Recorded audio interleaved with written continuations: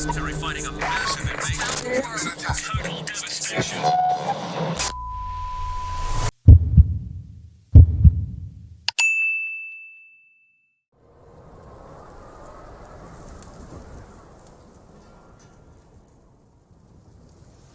정적만이 흐르는 마을. 인기척 하나 느껴지지 않는데 마을 안에 있는 마켓이 보이고 마켓의 표지판에는 실종된 사람들을 찾는 전단지들이 보입니다. 마켓 안도 고요한 정적이 흐르는데 마켓 안에는 사람의 인기척이 느껴지고 보청기를 착용한 한 여자아이가 무언가를 찾는 모습이 보입니다. 마켓 안에 약국이 보이는데 한 여자는 약을 찾아 남자아이에게 약과 물을 먹이고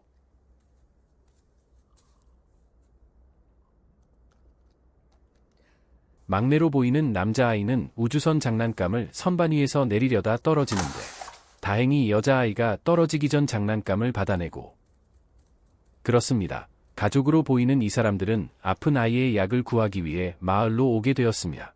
아빠는 마켓에 온 김에 필요한 물건들을 챙기게 되고 어두워지니 서두르자고 아내는 말하고 그때 막내 아이가 우주선 장난감을 들고 오는데 아빠는 장난감을 빼서 건전지를 제거하는데 소리가 나는 것에 민감하게 반응하는 가족들. 원인은 소리라는 신문이 보이는데 가족들은 짐을 챙겨 집으로 돌아가려 하고 여자아이는 막내에게 우주선 장난감을 몰래 챙겨주는데 막내 아이는 나가면서 건전지를 챙기게 됩니다.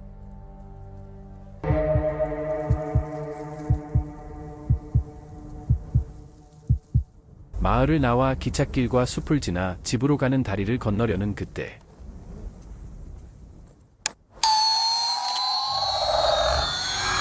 막내는 장난감에 건전지를 넣고 작동시켜 소리가 발생하게 되는데 소리에 반응하는 괴생물체의 공격으로 인해 막내는 그 자리에서 목숨을 잃게 되고 시간이 흐르게 됩니다. 평온해 보이는 가족들, 저녁 식사를 먹고 부루마블 같은 게임을 하고 있는데 아이는 그만 램프를 넘어뜨려 깨지며 소리가 발생하고 불까지 나게 됩니다. 소리로 괴생명체의 반응을 살피는 가족들.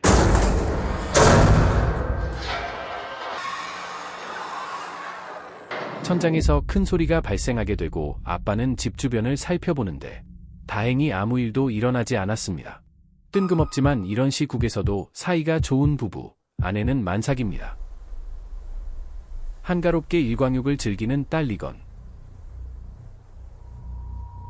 막내 동생이 죽는 모습을 꿈꾸게 되고 가족들은 막내를 그리워하고 리건은 막내 동생이 좋아하던 우주선 장난감을 챙겨 막내 동생의 마지막이었던 장소를 찾아가 보게 됩니다. 아빠와 아들은 식량을 구하기 위해 강으로 향하고 강에 도착한 아빠는 통발에서 생선을 꺼내 아들에게 보여주는데 소리가 나자 겁내는 아들에게 자연의 소리를 이용해 유용할 수 있는 정보들을 알려주게 되는데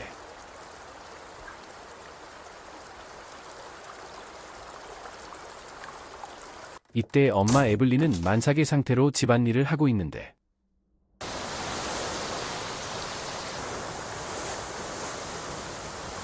아빠 리는 아들에게 자연의 더 큰 소리의 활용을 알려주게 되고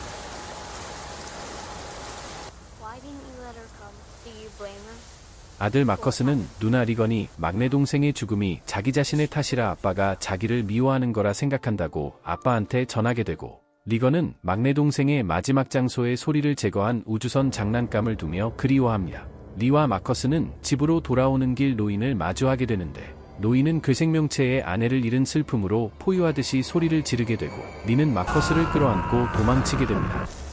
이때 아내는 양수가 터지게 되고 위험과 출산을 알리기 위해 지하로 내려가는데 튀어나온 못을 밟게 되고 통증을 참으며 붉은 전등을 작동시키게 됩니다.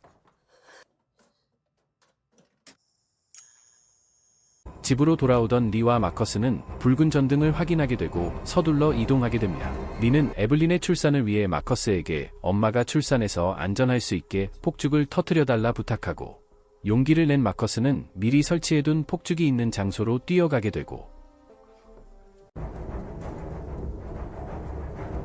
이때 에블린은 출산의 통증을 참아가며 견디고 있는데,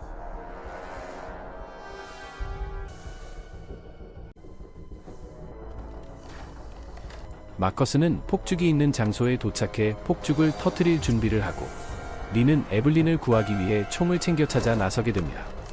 출산의 절정에 다다른 그때, 폭죽이 터지는 소리와 함께 에블린은 출산을 시작하는데, 리는 에블린의 흔적을 찾아 욕실로 들어오게 되고 흔적을 발견해 슬픔에 잠기는 그때, 에블린은 무사히 출산을 하였고, 리는 갓난아기와 에블린 두 사람을 미리 준비해둔 집 지하의 안전한 곳으로 이동시키게 됩니다.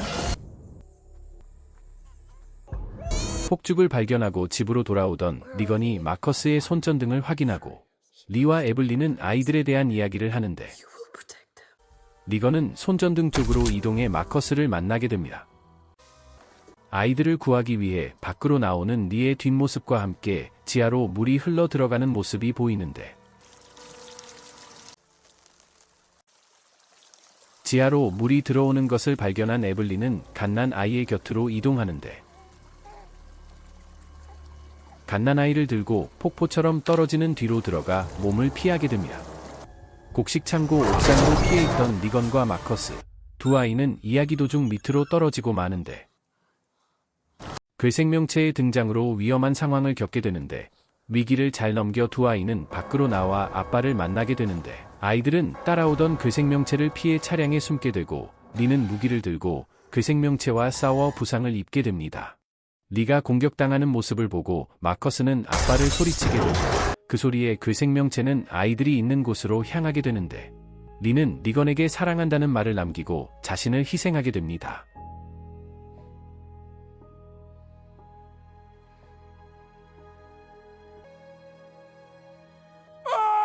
리가 소리쳐 괴생명체를 유인하는 사이 아이들은 탈출해 엄마 에블린이 있는 집으로 무사히 이동하게 되는데, 지하로 내려온 리건은 아빠가 연구한 흔적들을 발견하게 되고, 자신을 위해 노력한 모습들을 보며 리건과 에블린은 슬퍼하게 되는데, 슬픈 것도 잠시 다시 괴생명체들은 에블린의 가족들이 있는 지하로 쫓아오게 되고,